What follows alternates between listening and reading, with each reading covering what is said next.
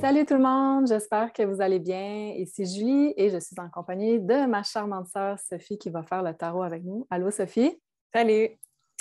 Donc aujourd'hui, nous allons passer à travers le mois de décembre pour tous les signes. Donc pour chaque signe, je vous encourage à regarder votre signe de votre ascendant tout d'abord, ensuite le signe de votre soleil. Et en troisième lieu, le signe de votre lune pour avoir des précisions le plus exactes possible sur les énergies du mois de décembre pour vous. Alors, je sais que j'ai peut-être fait peur à plusieurs avec les dernières vidéos du mois de novembre.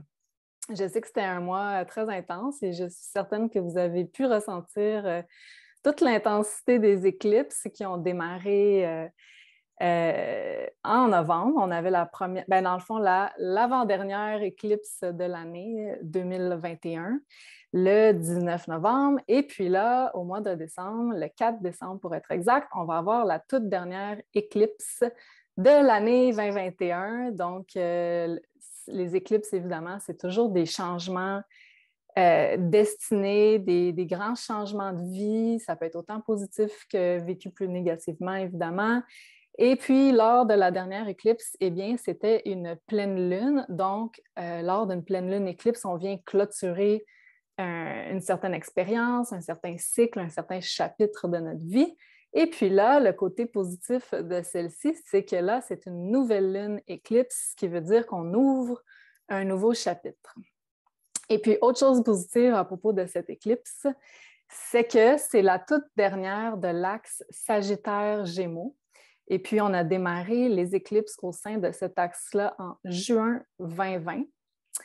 Donc, vous pouvez regarder un peu ce qui se passait là, autour du mois de juin 2020 dans votre vie. Vous allez avoir une bonne idée de ce qui va être appelé à clôturer ou vous allez peut-être sentir un regain d'énergie, un regain de vie dans cet aspect-là de votre vie.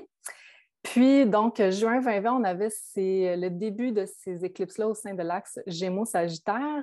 Et puis là, lors de cette nouvelle lune éclipse, le 4 décembre, on a la toute dernière éclipse en Sagittaire à 12 degrés pour être très exact. Donc, au Québec, ça sera dans la nuit du 3 au 4 décembre à 2h43 AM pour être exact. Vous pouvez ajuster selon, évidemment, votre j'allais dire, time zone. Sophie? Fuseau horaire. Merci. Ça va être une journée comme ça, parce que je cherche mes mots. Merci, fuseau horaire. Donc, voilà. Donc, qu'est-ce que ça nous dit, vu que c'est la dernière éclipse de cet axe-là, Gémeaux-Sagittaire, puisque à partir de... On a débuté ça au mois de novembre, les éclipses sur l'axe Taureau-Scorpion, puis ceux-là, on va les avoir pendant 1 an et demi. Donc, au mois de novembre, on a ouvert une nouvelle phase de transformation. Puis, avec cette éclipse-là, je vois ça comme un peu une graduation de l'école de la vie où l'axe Gémeaux-Sagittaire est dans votre carte du ciel. C'est là où vous allez pouvoir récolter, vous allez pouvoir ouvrir une toute nouvelle phase de vie, un nouveau chapitre en lien avec les apprentissages que vous avez faits. Et puis, les signes Gémeaux-Sagittaire sont tout à fait reliés aux apprentissages, justement, aux expériences de vie, à cette école de la vie-là, acquérir plus d'expérience, plus d'habileté, plus une philosophie de la vie différente, une perspective de la vie différente. Ça, c'est vraiment des thématiques très Gémeaux-Sagittaire. Donc, c'est certain que ça vous a fait grandir, ça nous a fait grandir tout le monde depuis juin 2020. Et puis, avec cette nouvelle lune éclipse, on va ouvrir un nouveau chapitre.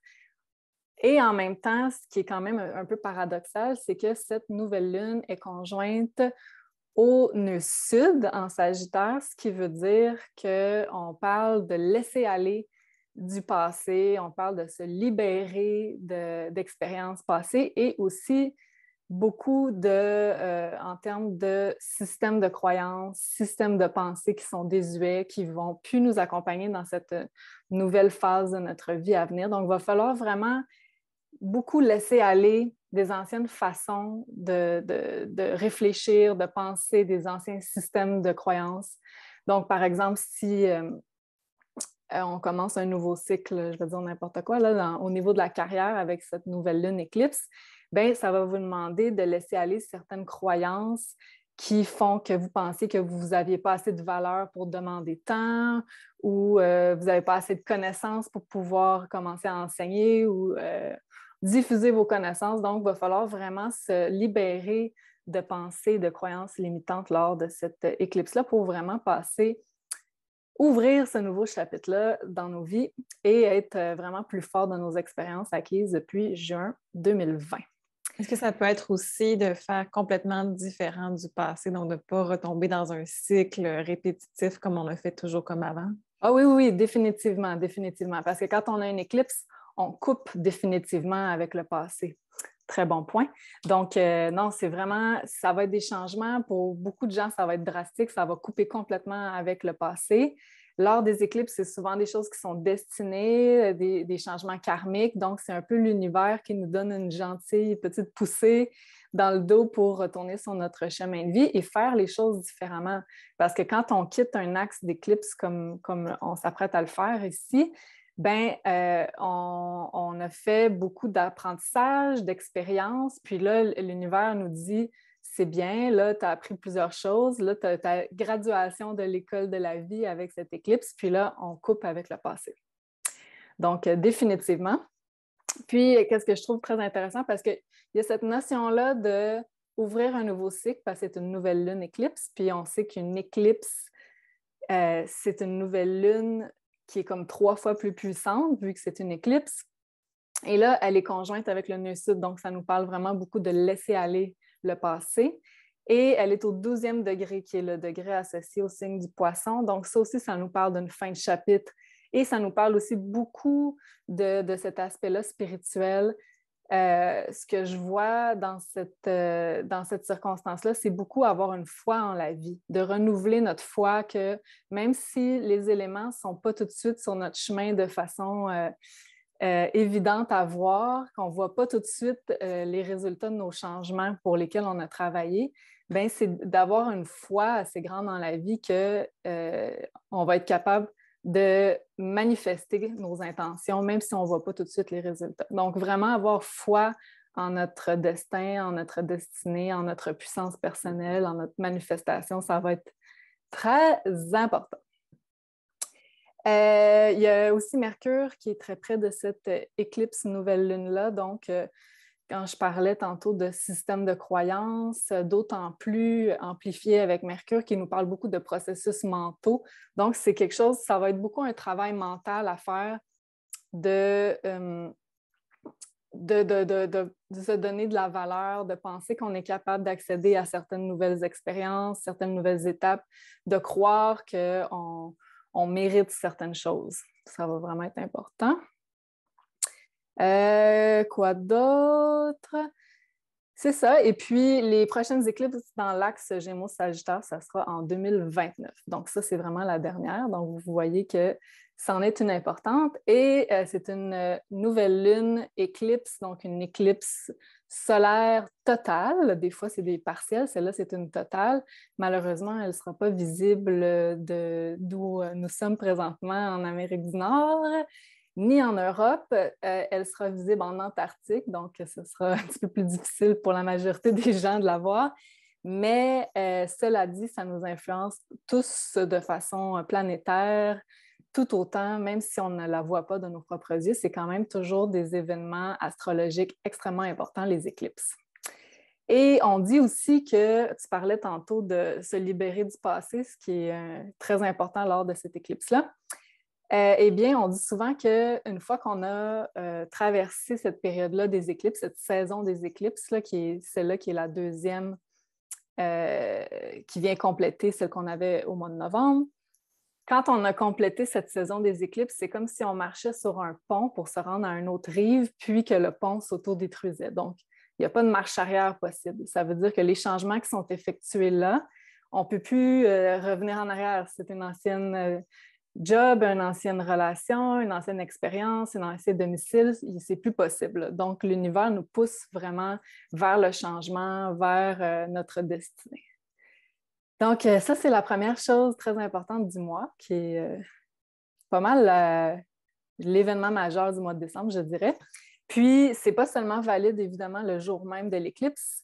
On peut le sentir environ 1 mois avant les énergies de l'éclipse et les éclipses apportent des changements pour les 6 mois prochains et plus. Ensuite de ça, autre événement astrologique de grande importance, depuis le 5 novembre, on a la planète Vénus qui est entrée dans le signe du Capricorne et elle va rester là anormalement longtemps, c'est-à-dire 4 mois, puisqu'il y aura une rétrograde le 19 décembre jusqu'au 29 janvier. Donc, Vénus sera rétrograde dans le signe du Capricorne. Et en même temps, elle effectuera 3 conjonctions à la planète Pluton. Donc, la première sera le 11 décembre et la deuxième sera le jour de Noël, le 25 décembre, puis on en aura une prochainement en 2022. Donc, ça, c'est quand même très intéressant. On va en parler pour chaque signe, qu'est-ce que ça veut dire pour vous. Mais à chaque fois qu'une planète est rétrograde, ça nous demande introspection, réévaluation de toutes les thématiques qui sont Vénus, c'est-à-dire valeurs propres, argent, relations, loisirs. Quoi d'autre? Ben, c'est pas mal ça. Donc, ça va nous demander une réévaluation de ces thématiques-là, selon évidemment dans quelle maison ça va tomber pour vous. On va aller voir ça tout à l'heure.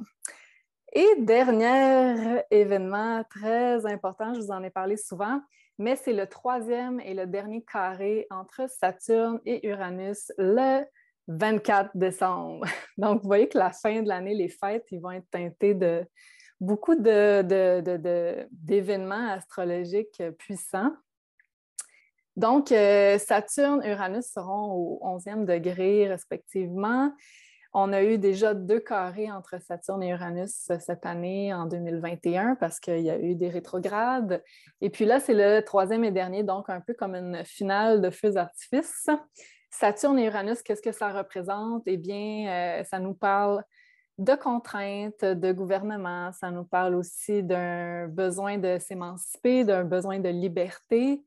Puis, c'est sûr que c'est un aspect de grande tension entre ces planètes-là. Donc, des fois, ça parle aussi d'un besoin de responsabilité, mais en même temps, un besoin de plus d'émancipation, d'autonomie. Donc, c'est quand même un gros clash entre ces 2 planètes-là. C'est pas des aspects qui se produisent extrêmement souvent, vu que c'est des planètes très lentes et extérieures du système solaire.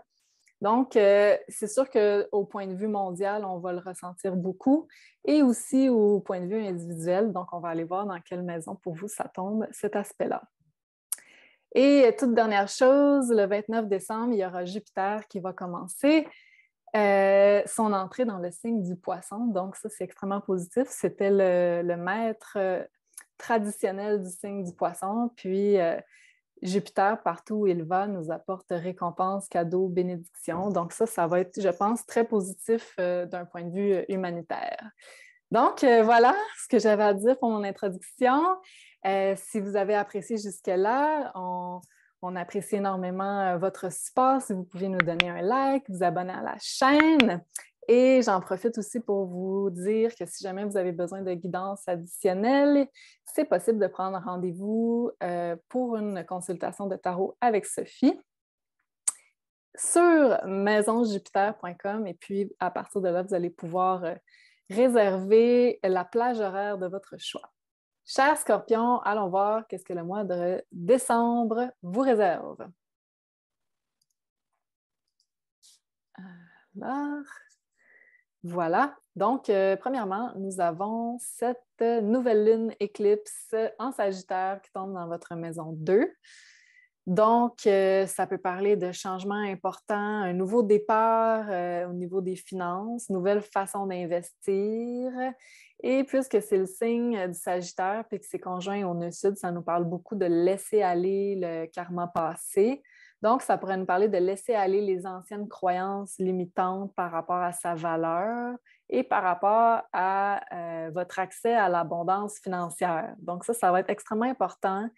Soit que vous ayez des affirmations ou une intention pour cette nouvelle lune-là qui est de laisser aller toutes ces croyances-là qui sont désuètes ou qui sont des fausses croyances parce que ça vous demande de réévaluer votre valeur propre et de réévaluer à quel point vous êtes capable d'aller chercher de l'abondance financière et matérielle. Depuis juin 2020, vous avez eu les éclipses au sein de vos maisons 2 et 8 dans l'axe Sagittaire-Gémeaux.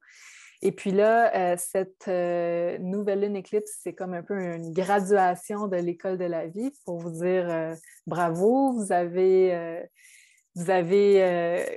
acquis des expériences de la vie, des apprentissages par rapport à ces maisons-là. Et ces maisons-là, ça nous parle beaucoup de finances et beaucoup aussi d'échanges énergétiques. La maison 2, c'est dans quoi on investit, soit son argent ou son énergie.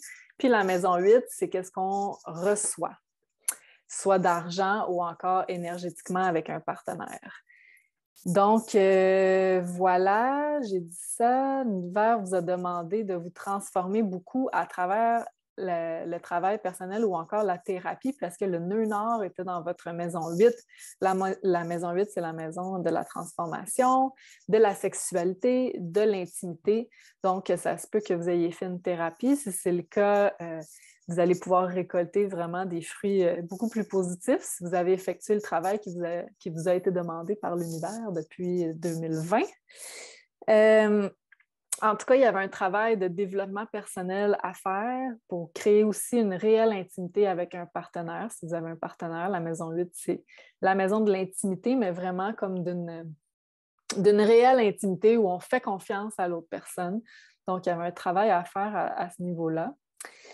Et il y a un potentiel d'avoir un nouveau projet autour de cette nouvelle lune éclipse qui nous apporte un revenu additionnel. Donc ça peut être très positif.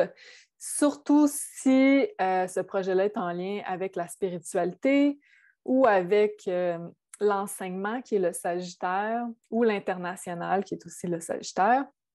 Et puisqu'on est au 12e degré, qui est le degré poisson, c'est un degré très spirituel aussi. Donc, c'est un projet en lien avec la spiritualité. Plus.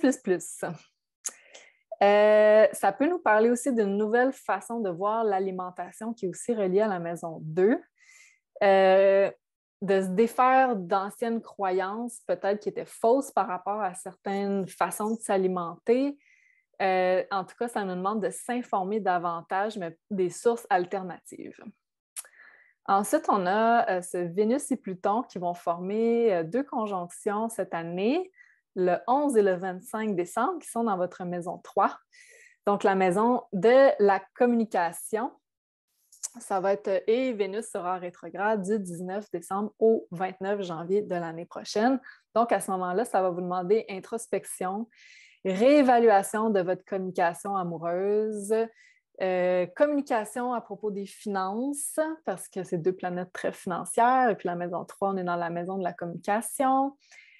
Si vous voulez demander une augmentation de salaire, ça va être un bon moment pendant tout le temps où Vénus va être en tout cas dans votre maison 3, puis aussi pendant la rétrogradation. C'est vraiment un moment pour réévaluer notre valeur personnelle aussi en termes de rémunération.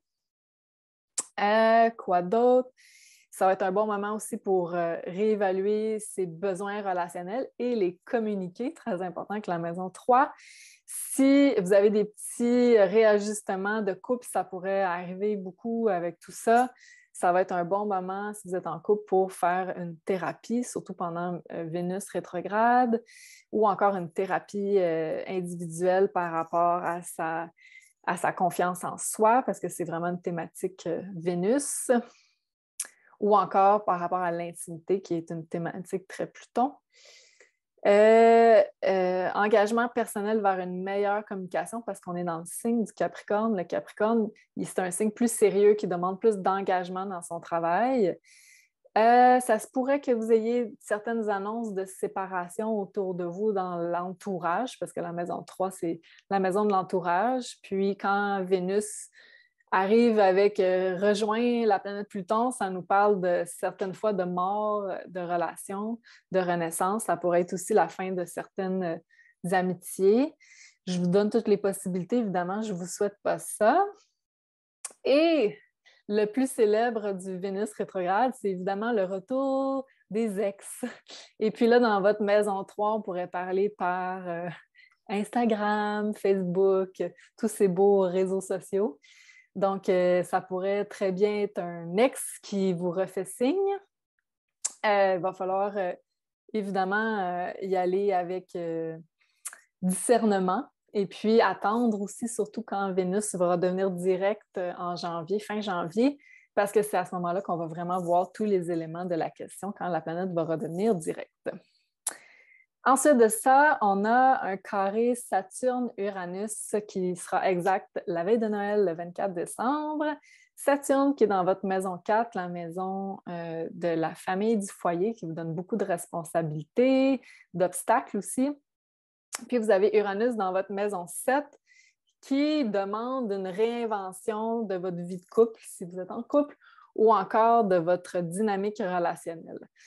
Donc, là, il va y avoir une grande tension entre ces deux planètes-là, là, je ne vous mentirai pas. Donc, pour vous, ça va être beaucoup familial, relationnel. Donc, si vous avez une famille, encore plus.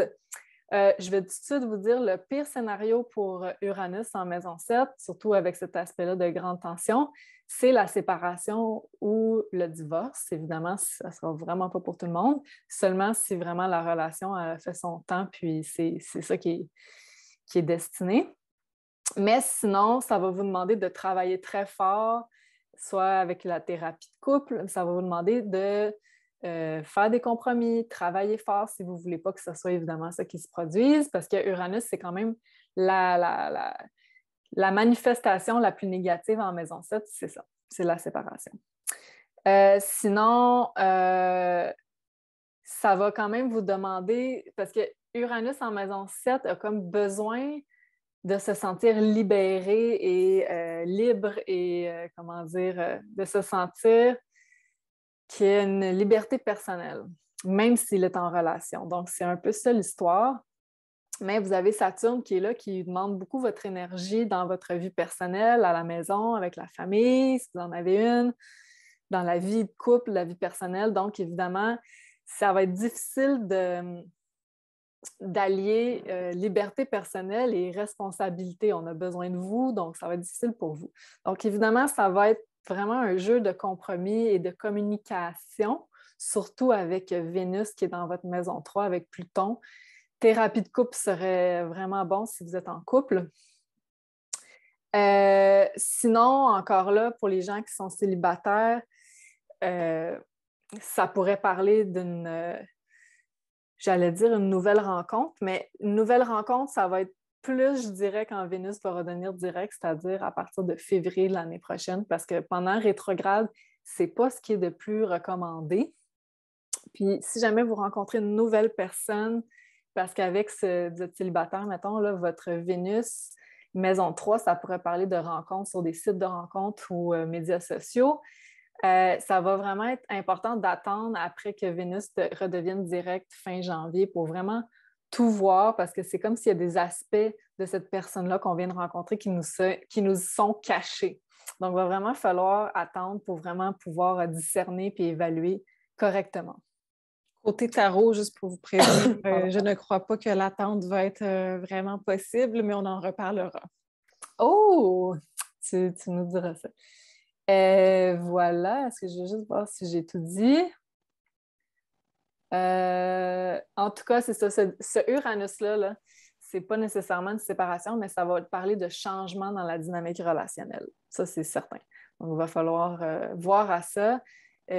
Uranus veut renouveler les choses, veut un vent de changement. Donc, si c'est avec le même partenaire, il va quand même falloir renouveler certaines habitudes, certaines façons de communiquer, certaines choses. Dis-moi, qu'en penses-tu? Oui, bien écoute, je suis vraiment d'accord. Donc, ce que je vais faire, c'est que je vais prendre une carte oracle, puis je vais voir avec le tarot qu'est-ce que je peux ajouter à tout ça. J'ai « The answer is yes ». Donc, ce que tu dis, c'est très bon. OK, merci pour la validation. Donc, j'ai la carte cavalier de coupe et j'ai la carte de la tour. La tour étant une carte majeure, c'est une carte très importante qui représente un peu Uranus dans le sens où c'est des choses qui vont nous déstabiliser, qui sont souvent imprévues. Donc, avec ça, ça va parler beaucoup d'amour et de loisirs. J'ai l'impression qu'au niveau des loisirs, certains loisirs que vous avez peuvent entrer en conflit avec votre vie quotidienne, avec votre travail, la famille ou peu importe le secteur avec lequel ils rentrent en conflit, mais il y a vraiment un clash par rapport à des loisirs et votre vie. Donc, préparez-vous à devoir retrouver un équilibre où il va y avoir une confrontation là, avec cette tour-là par rapport à ces loisirs-là. Ensuite, par rapport aux relations, si vous êtes célibataire, avec la tour, la raison pour laquelle je disais que l'attente ne serait pas possible, c'est parce qu'avec la tour, on parle de coup de foudre. Donc, attendre un mois quand on a un coup de foudre pour passer à l'acte ou pour avoir une relation plus sérieuse, c'est sûr que c'est difficile avec les débuts amoureux. Essayez quand même, c'est pour le bien du couple à long terme, mais je comprends qu'avec un coup de foudre, ça soit un peu plus difficile de se retenir. Donc, on pourrait être complètement sous le charme d'une personne. Ça pourrait être justement, si c'est parce que c'est Vénus rétrograde, on pourrait être sous l'effet d'une illusion, attention, mais en tout cas, beau potentiel quand même amoureux, préférablement hors Vénus rétrograde. Si on parle d'une relation... Oui, vas-y. Oh, excuse-moi. Ben, j'allais dire que Pluton, c'est vraiment une planète très magnétique, donc ça marche beaucoup avec ça. Mais si c'est le cas, si vous avez un coup de foudre pendant Vénus rétrograde, ben, c'est simplement attendre que Vénus redevienne direct avant de vous engager vraiment dans des décisions importantes. Exact. Merci. Donc, si c'est une relation existante, on peut penser, dans le pire des cas, effectivement, à une séparation ou à un clash aussi assez sévère. Donc, à ce moment-là, il pourrait y avoir une remise en question, une discussion assez mouvementée. On pourrait parler de conflits qui viennent ébranler la structure du couple. Ça ne dit pas la finalité, ça ne dit pas si le couple va survivre ou non. Ça dit simplement que la structure pourrait être ébranlée par rapport à une relation qui nous tient à cœur. Donc, à ce moment-là, faites très attention, surtout dans la maison 7, c'est-à-dire les relations de couple et partenariats aussi en affaires. En affaires, vous pourriez aussi être pris de court donc, par ce Uranus et cette tour-là. Préparez-vous à toute éventualité. Soyez sûr de ce que vous voulez dans la vie. Ça va vous aider à bien répondre à ce qui peut se présenter pour vous. Évidemment, on ne peut pas tout prévoir, mais le cerveau tente en fait de tout prévoir. Donc, sachant qu'il y a quelque chose qui peut vous prendre de court par rapport au partenariat, juste simplement faire le travail de réfléchir à ce que vous voulez pour votre futur ou vous enligner, ça pourrait vous aider pour toute éventualité qui pourrait se présenter à vous. Oui, et puis j'en profite pour dire que les intentions lors de la nouvelle lune, ça va être très puissant. Donc, ça va être un bon moment d'émettre des intentions sur le futur que vous voulez manifester. J'ai oublié de dire pour les ex, avec Vénus rétrograde, donc un ex n'est pas une impossibilité complètement, là, parce qu'on s'entend que le cavalier de coupe, c'est un partenaire qui peut revenir du passé. Avec la tour, ça peut nous dire, justement, avec cette Uranus-là, c'est la même énergie, là. Donc, ça peut nous dire que c'est un partenaire qu'on n'avait aucune idée qu'il pouvait revenir dans notre vie. Donc, vraiment une grande surprise. Ça peut être aussi quelqu'un qui vient de divorcer ou qui vient de se séparer, donc que sa structure a été ébranlée, lui, dans sa vie, pas nécessairement la nôtre. Ça peut être aussi que cette personne-là, en arrivant, ça c'est vraiment pour certains cas, que cette personne-là, en revenant dans notre vie, défait notre structure, soit le travail, soit un conjoint éventuel ou un simple partenaire occasionnel, vient nous ébranler dans notre façon de faire les choses, puis nous faire rêver parfois déménager, parfois changer de travail. Donc, toutes sortes de choses qui font en sorte que l'amour se présente et on a envie de suivre. Oh! Excitant pour les scorpions. Eh bien, voilà ce nous avons pour vous, chers scorpions. J'espère que vous avez apprécié. Si c'est le cas, n'oubliez pas de nous donner un like. Merci, Sophie. Ça fait plaisir. Et on vous souhaite de très joyeuses fêtes et on vous revoit très, très bientôt pour les vidéos de l'année 2022. À bientôt!